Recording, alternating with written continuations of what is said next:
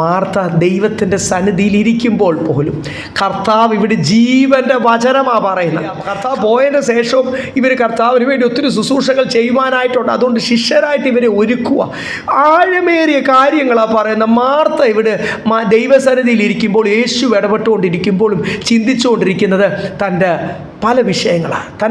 തൻ്റെ മാത്രമല്ല മീറ്റിങ്ങിൻ്റെയും പല അറേഞ്ച്മെൻറ്റ്സ്. ഇത് എങ്ങനായിത്തീരും? ഒറ്റ ക്വസ്റ്റ്യനാണ് മാർത്തയുടെ. ഇത് എങ്ങനായിത്തീരും? ഇത് കുറച്ച് പേരെ കൊണ്ട് എങ്ങനെ ചെയ്യാൻ പറ്റും? ഇത് കറക്റ്റ് സമയത്ത് കാര്യങ്ങളൊക്കെ നടക്കുമോ? ഇതൊക്കെയായിരുന്നു മാർത്തയുടെ. യേശു പറഞ്ഞൊരു കാര്യമാണ്, മറിയെ നോക്ക്, ഒത്തിരി ഒന്നും വേണ്ട, ഒത്തിരി ഒന്നും ചിന്തിക്കേണ്ട. ഈ അറേഞ്ച്മെൻറ്റൊക്കെ നമ്മൾ വല്ലതും നമ്മുടെ കുഞ്ഞുങ്ങൾക്ക് വേണ്ടി ചെയ്തിട്ട്, ഇനി നമ്മുടെ അപ്പനമ്മമാരുടെ കാര്യം ഓർക്കാം, അവരൊക്കെ നമുക്ക് വേണ്ടി ഒത്തിരി കാര്യങ്ങൾ ചെയ്തിട്ടാണോ നമ്മൾ ഇത്രയായത്? അവർ ചെയ്യണമെന്ന് ആഗ്രഹിച്ചു, അവരൊത്തിരി അധ്വാനിച്ചു, പക്ഷെ അതൊന്നുമല്ല നമ്മൾ ഇത്രയാക്കിയത്. കർത്താവാണ് എന്ത് ചെയ്യുന്നത്? വളർത്തുമാറാക്കി തീർക്കുന്നത്, അല്ലേ? നമ്മളും നമ്മുടെ കുഞ്ഞുങ്ങൾക്ക് വേണ്ടി എന്തൊക്കെയോ ഒത്തിരി ഭാരപ്പെടുക, നമ്മുടെ ഭാവിക്ക് വേണ്ടി, കുഞ്ഞുങ്ങൾക്ക് വേണ്ടി, നാളത്തെ ഓർത്ത്. അതുകൊണ്ട് യേശു പറയുക, ഒന്നും ചിന്തിക്കേണ്ട, ഒന്നും ചിന്തിക്കേണ്ട. സ്വതന്ത്രം എന്ത് മാത്രം ചിന്തിച്ചാൽ ഇവിടെ എന്ത് എഴുതിയിരിക്കുന്നത്? ഒന്നേ ഉള്ളൂ, അല്പമേ വേണ്ടൂ, നല്ല അംശം. ഇംഗ്ലീഷ് എഴുതിയിരിക്കുന്നത് she has chosen the right path, the right thing എന്നാണ് അവിടെ എഴുതിയിരിക്കുന്നത്. ഹല്ലേലൂയ, ദ ഗുഡ് പാത്ത് എന്നൊക്കെ എഴുതിയിരിക്കുന്നത്. ആ കറക്റ്റായിട്ടുള്ള വഴി എന്ത് ചെയ്തു? മറിയ എന്ത് ചെയ്തു? Mary chose.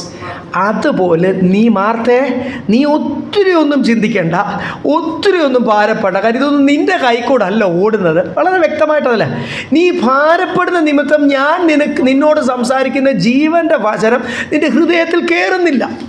ഇവിടെ മുഴുവൻ ഭാരം ഇരിക്കുക. ഈ നല്ല മധുരമുള്ള, നല്ല സ്വീറ്റ് വേർഡ്സ്, ജീവൻ നൽകുന്ന, നിർജീവാവസ്ഥകളെ മാറ്റുന്ന വചനം കർത്താവ് സംസാരിച്ചുകൊണ്ടിരിക്കുക. ഇതിവിടെ മാർത്തയുടെ ഹൃദയത്തിൽ ഇടിച്ച് ബൗൺസ് ചെയ്ത് തിരിച്ചു പോവുക. ഇതിൻ്റെ അകത്ത് മുഴുവൻ ഭാരമാണ്, ചിന്തയാണ്, പലവിധ ഒത്തിരി ഷീസ് തിങ്കിങ് എ ലോട്ട്. അവിടെ ഒന്നും വേണ്ട, ഒന്നും മതി. മറിയ നല്ല പാത സ്വീകരിച്ചു. യു ഓൾസോ എന്ത് ചെയ്യണം?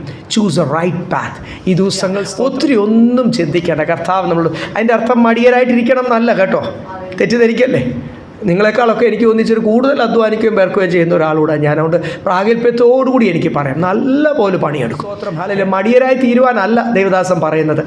ഒന്നും ചെയ്യേണ്ട, കർത്താവ് എല്ലാം ഇങ്ങനെ നൂല് കെട്ടി ഇറക്കി അല്ലെങ്കിൽ തരും എന്നല്ല അതിൻ്റെ അർത്ഥം.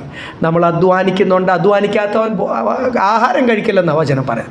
നമ്മൾ നല്ലപോലെ അധ്വാനിക്കുന്നുണ്ട്, പക്ഷേ നമ്മുടെ അധ്വാനത്തിൻ്റെ കൂടുതലല്ല. ഈ ഹൃദയം ഫ്രീ ആക്കി ഒന്ന് വിട്ടാൽ മാത്രമേ കർത്താവിന് അവിടെ പ്രവർത്തിക്കുവാൻ കഴിയും.